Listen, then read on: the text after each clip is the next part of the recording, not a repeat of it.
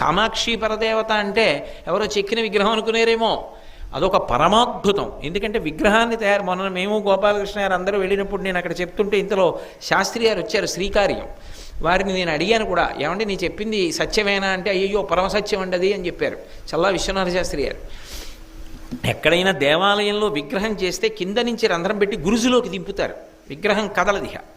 ఒక్క కంచిలో ఉన్నటువంటి కామాక్షి పరదేవత విగ్రహం మాత్రం దేనికి అంటుకుని నిలబడదు.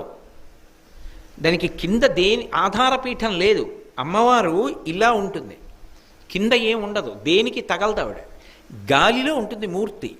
మీరు అర్చకులు కొంచెం గట్టిగా తోస్తే కాస్త కదులుతుంది. కనపడకుండా ఒక అడ్డుపీఠం ఉంటుంది. అది ఒకప్పుడు ఏమైందంటే ఆలయానికి కుంభాభిషేకం చేస్తున్నప్పుడు ఇప్పుడు ఉన్న కంచికామకోటి పీఠాధిపతులు జయేంద్ర సరస్వతి మహాస్వామి వారు